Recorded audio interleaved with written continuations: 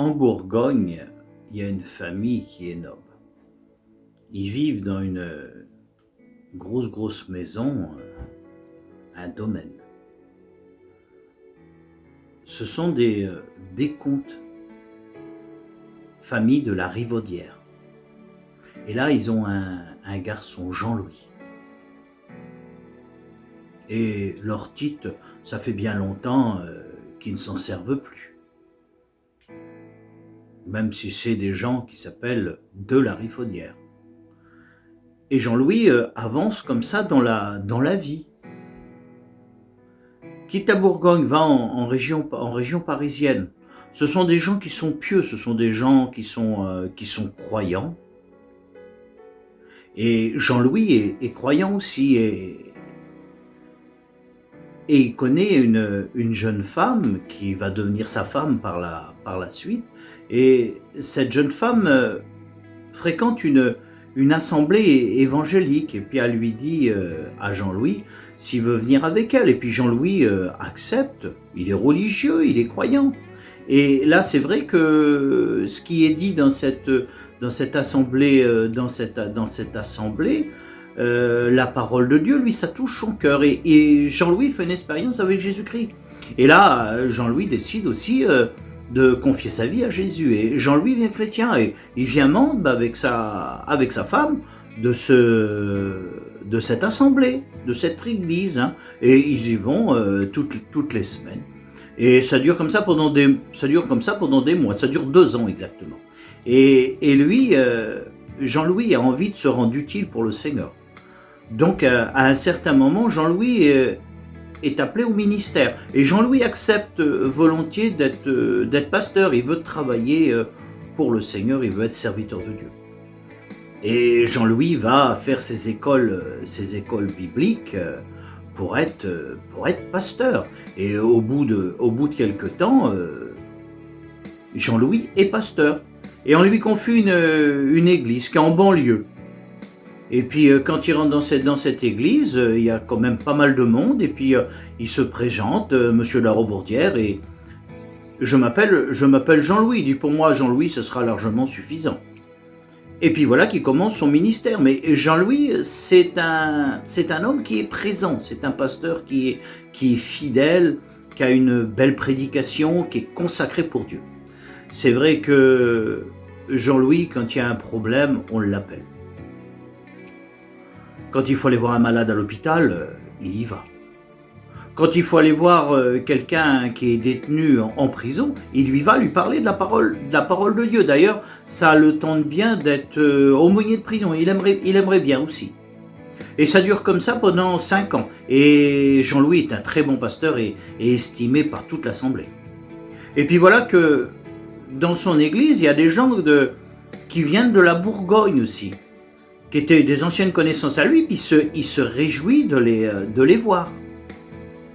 Mais lui, c'est Jean-Louis, on le connaît sur le nom du pasteur Jean-Louis.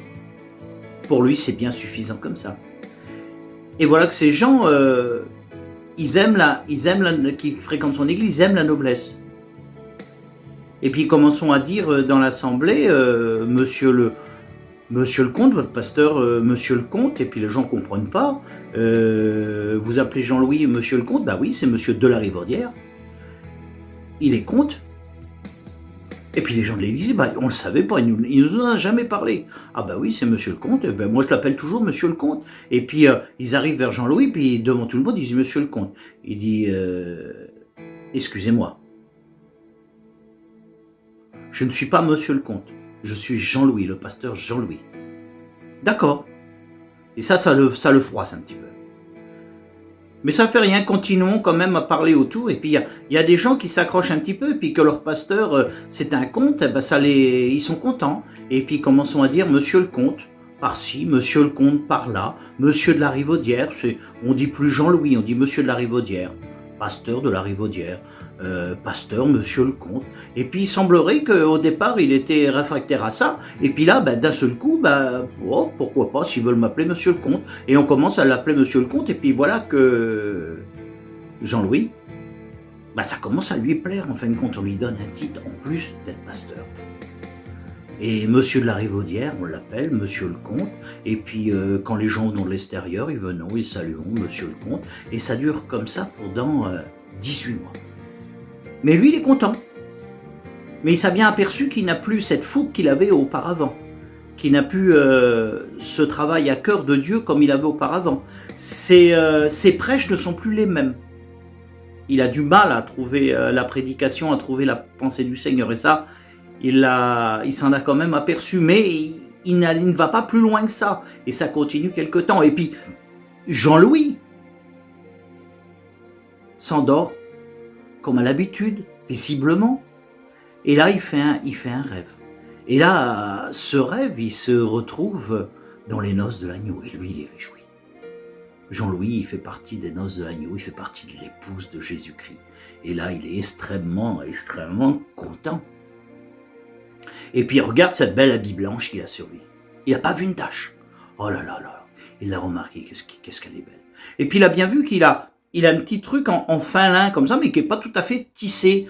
Ça, il ne comprend pas. C'est un petit vêtement de fin lin qu'il a sur lui, mais il ne le trouve pas vraiment tissé. Et puis, il croise des gens qui ont des habits blanches, mais qui ont des habits de fin lin, qui a la taille d'un gilet, bien tissé. Qu'est-ce que c'est beau. Oh là là.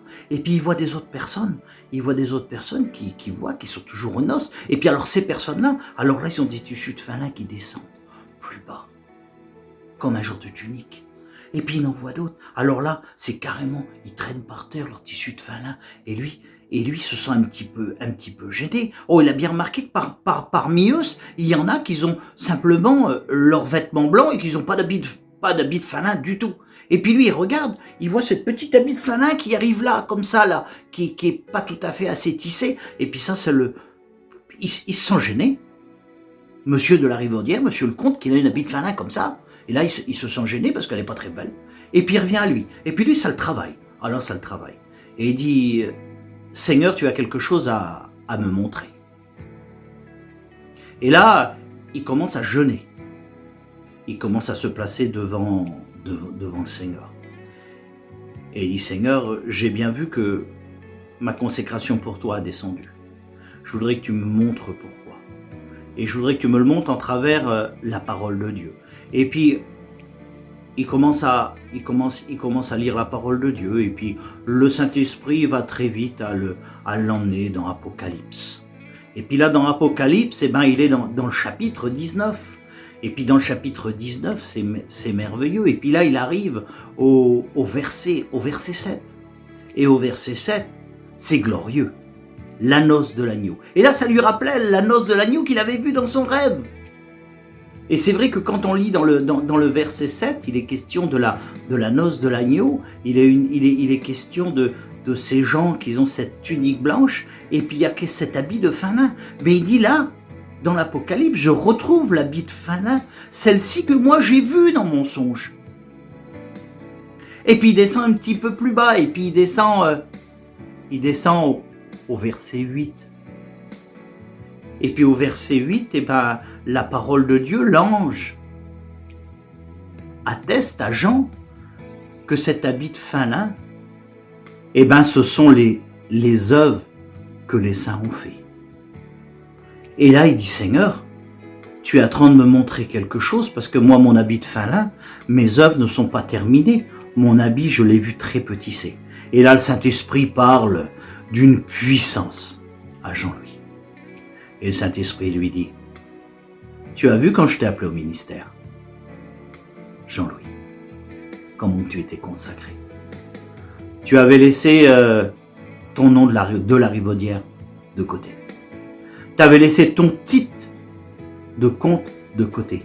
Tu étais Jean-Louis, serviteur de Dieu. Tu étais consacré. Je travaillais en travers toi. Et puis des gens sont venus. Ils ont mis un point d'orgueil dans ton cœur. Ils ont mis ton nom, de la Rivaudière. Monsieur le comte.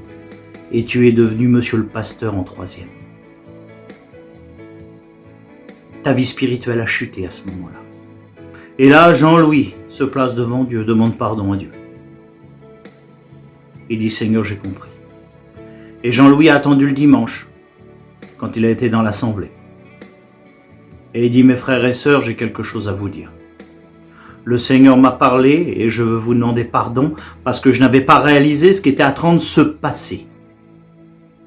Vous avez vu que pendant toutes ces années, j'étais le pasteur Jean-Louis, serviteur de Dieu. Et depuis 1 an et demi, je suis venu Jean-Louis de la Rivaudière, Monsieur le Comte, pasteur. Le Seigneur m'a fait voir que mon titre de pasteur, je l'ai mis en dernier. Parce que j'ai aimé ce titre que certaines personnes m'ont donné. Dorénavant, je vous en supplie de ne plus m'appeler Monsieur le Comte. Simplement Jean-Louis. Je suis votre frère, serviteur de Dieu, je m'appelle Jean-Louis. Et à partir de ce jour, le Seigneur a béni Jean-Louis d'une puissance glorieuse. Parce que Jean-Louis, le titre qui était dans son cœur, c'était chrétien et serviteur de Dieu. Bonne journée.